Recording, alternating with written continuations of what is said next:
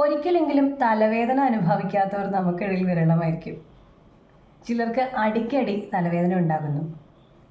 ഇത് സാധാരണ തലവേദനയാണോ അതോ മൈഗ്രെയിൻ മൂലമുള്ള തലവേദനയാണോ? ഇന്ന് ഇതിനെപ്പറ്റി ചെറിയൊരു വീഡിയോയും ആയിട്ടാണ് ഞാൻ എത്തിയിരിക്കുന്നത്. ഞാൻ ഡോക്ടർ ജിഷ മേരി, ഹോമിയോ ഡോക്ടറും കൺസൾട്ടൻറ്റ് സൈക്കോളജിസ്റ്റുമാണ്. എന്തെങ്കിലും ചെറിയ പ്രവർത്തികളിൽ ഏർപ്പെടുമ്പോൾ പോലും പതിവായി തലവേദനയുടെ ലക്ഷണങ്ങൾ അനുഭവിക്കേണ്ടി വരുന്ന നിരവധി ആളുകൾ നമ്മുടെ ചുറ്റിലുമുണ്ട്, അല്ലേ? പലപ്പോഴും ഒരു ചെറിയ കാര്യം പോലും ചെയ്യാൻ വിടാതെ ഒരു ദിവസം മുഴുവൻ അത് നമ്മളെ അലട്ടിക്കൊണ്ടേയിരിക്കും. മൈഗ്രെയിൻ അല്ലാത്ത സാധാരണ തലവേദന നിങ്ങളുടെ മുഖത്ത് അല്ലെങ്കിൽ കഴുത്തിൽ വേദന ഉണ്ടാക്കുന്നതാണ്. ഇത് നെറ്റി മുതൽ തലയ്ക്ക് ചുറ്റും കഠിനമായ വേദനയിലേക്ക് നയിക്കുന്നു. ഏറ്റവും സാധാരണമായ തലവേദനകൾക്ക് കാരണം സമ്മർദ്ദം, ഉറക്കമില്ലായ്മ എന്നിവയാണ്. ഇതിൽ നിന്ന് വിപരീതമായിട്ട് മൈഗ്രെയിൻ എന്നത് സാധാരണയിൽ നിന്നും വ്യത്യസ്തമായി തുടർച്ചയായി ഉണ്ടാകുന്ന ഒരു തരം രോഗലക്ഷണമായിട്ട് കണക്കാക്കിയിരിക്കുന്നു. ഇത് ഒരു ന്യൂറോളജിക്കൽ അവസ്ഥയാണ്. അത് തീവ്രമായ രീതിയിൽ ആവർത്തിച്ചു കൊണ്ടേയിരിക്കും.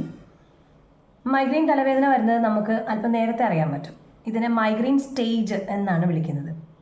ഭക്ഷണത്തിനോട് അമിതമായ ആസക്തി, ഭയങ്കര ക്ഷീണം, അല്ലെങ്കിൽ നമ്മുടെ എനർജി ലെവൽ കുറഞ്ഞതായിട്ട് തോന്നുക, വിഷാദം, ഹൈപ്പർ ആക്ടിവിറ്റി, ഭയങ്കരമായ ദേഷ്യം, അല്ലെങ്കിൽ കഴുത്തിൽ കഴപ്പ് അനുഭവപ്പെടുക എന്നിവ അടക്കമുള്ള ലക്ഷണങ്ങൾ ഇതിൽ കാണാവുന്നതാണ്. സാധാരണയായിട്ട് തലയുടെ ഒരു വശത്താണ് മൈഗ്രെയിനിൽ തലവേദന അനുഭവപ്പെടുന്നത്. വെളിച്ചത്തിലേക്ക് നോക്കാനുള്ള ബുദ്ധിമുട്ട്, അല്ലെങ്കിൽ ഫോട്ടോഫോബിയ, ഛർദിൽ, അതുപോലെ തന്നെ ശബ്ദം കേൾക്കുമ്പോഴുള്ള ബുദ്ധിമുട്ട്, ഫോണോഫോബിയ എന്നൊക്കെ പറയും. ഇതെല്ലാം സാധാരണയായിട്ട് മൈഗ്രെയിനോട് അസോസിയേറ്റ് ചെയ്ത് കാണാറുണ്ട്.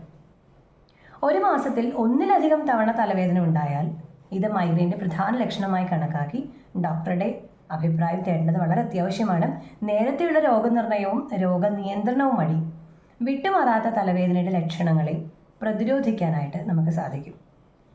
ഡോക്ടറുടെ കുറിപ്പ് കൂടാതെ വേദന സംഹാരികൾ ധാരാളമായിട്ട് ആളുകൾ വാങ്ങിക്കഴിക്കുന്നത് ഞാൻ കണ്ടിട്ടുണ്ട്.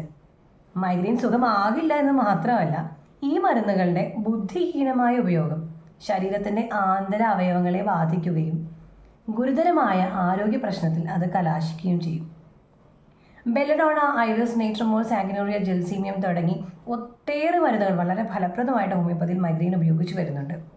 3 മാസം മുതൽ 6 മാസം വരെ തുടർച്ചയായി മരുന്ന് കഴിക്കുന്നതിലൂടെയും ഭക്ഷണക്രമം ഡോക്ടർ നിർദ്ദേശത്തിലൂടെ പാലിക്കുന്നതിലൂടെയും ജീവിതക്രമത്തിൽ വരുന്ന വ്യത്യാസത്തിലൂടെയും മൈഗ്രെയിൻ പൂർണ്ണമായും സുഖപ്പെടുത്താവുന്നതാണ്. ഈ വിവരങ്ങൾ നിങ്ങൾക്ക് ഫലപ്രദമായിട്ട് തോന്നുന്നുണ്ടെങ്കിൽ നിങ്ങളുടെ ബന്ധുക്കളും സുഹൃത്തുക്കളുമായി പങ്കുവയ്ക്കാൻ മറക്കരുത്. ആരോഗ്യ സംബന്ധമായ മറ്റൊരു വിഷയവുമായിട്ട് ഇനിയും കണ്ടുമുട്ടുന്നവരെ തൽക്കാലം signing off, doctor Jisha Mary.